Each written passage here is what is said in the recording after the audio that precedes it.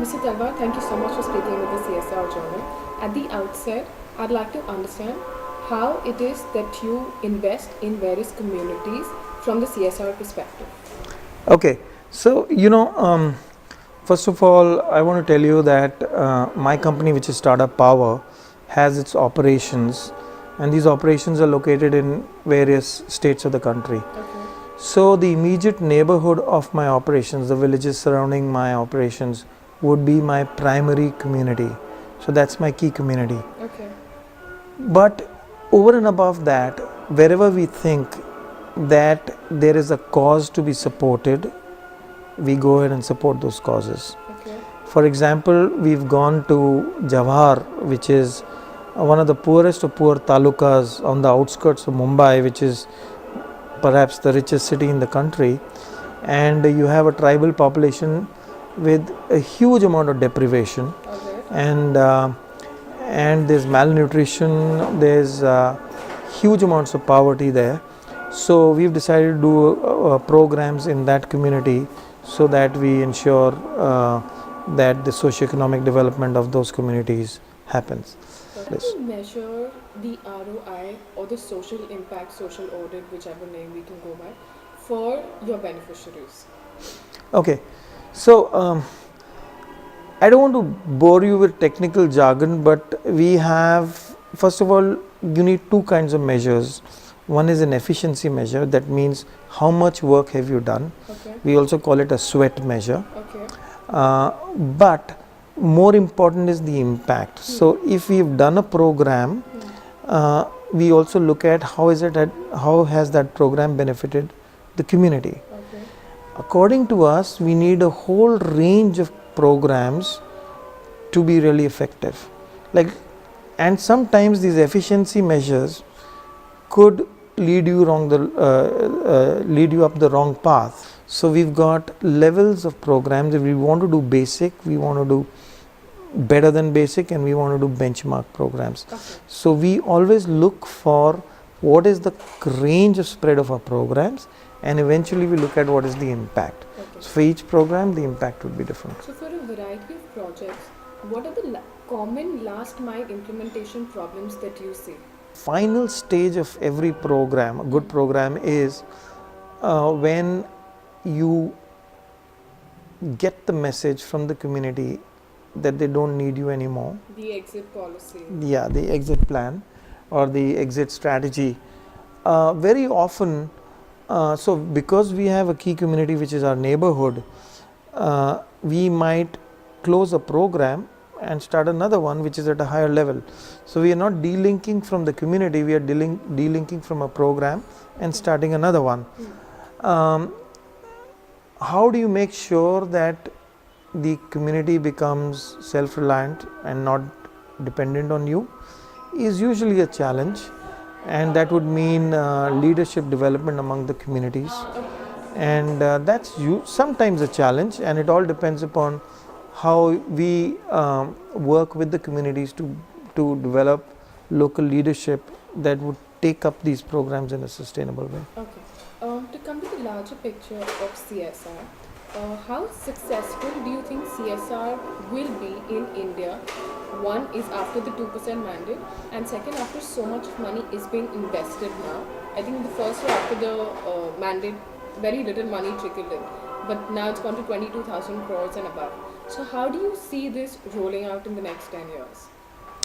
Yeah, so if the program stays and there will be a little bit of a shakedown in terms of all the glitches getting removed, Okay. Everyone will understand. I have a feeling the program, the law itself will go through some changes. Okay. They'll allow many more programs that need to be allowed, I think, like for example shared value creation. Correct. Where the organization benefits, so does the society. I think these are all good programs that would probably be allowed in the future.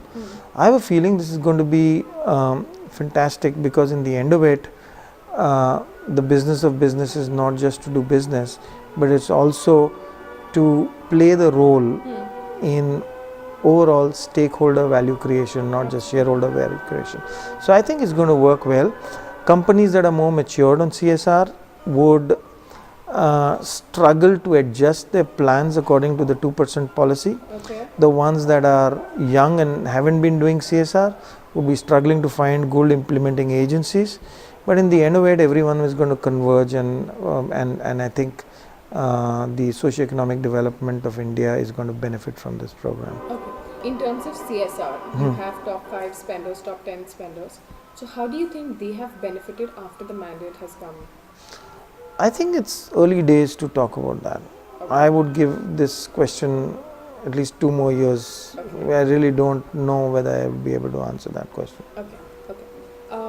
Tell me, how do you think corporates can make CSR the corporate's social opportunity to bring about change?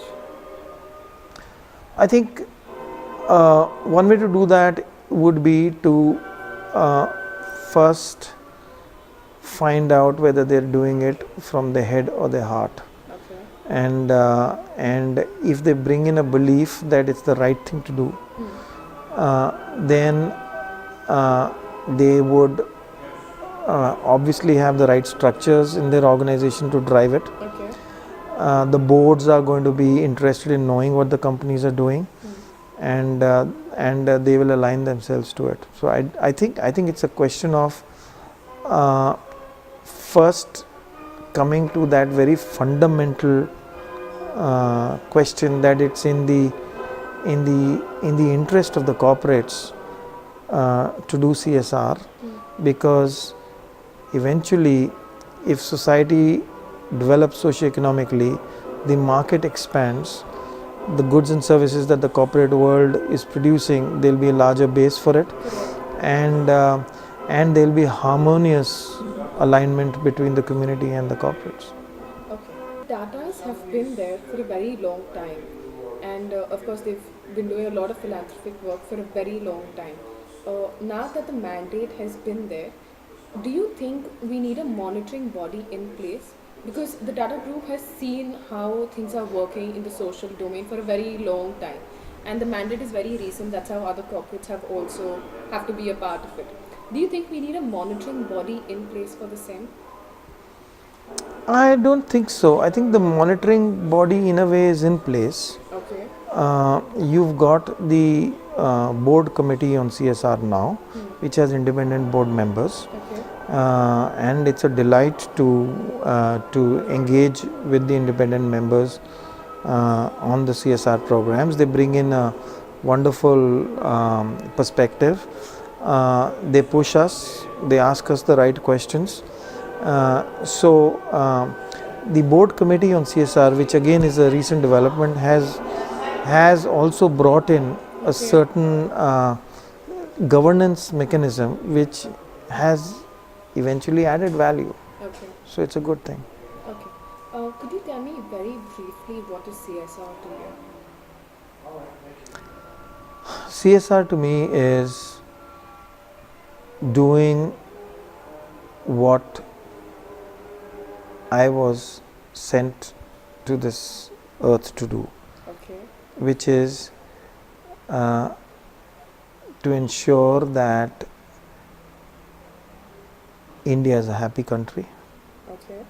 and India can only be a happy country if the divide is between the rich and the poor, the haves and the have-nots is compressed, and to try and bring in like-minded people and give them space to express their passion and to express their capabilities, and eventually to come up with programs that would be benchmark programs that could result in deep change, irreversible change, sustainable change. Okay. Mr. Talwar, we're really glad you could share your ideas with us. Thank you so much for speaking with the CSR journal. Thanks a lot.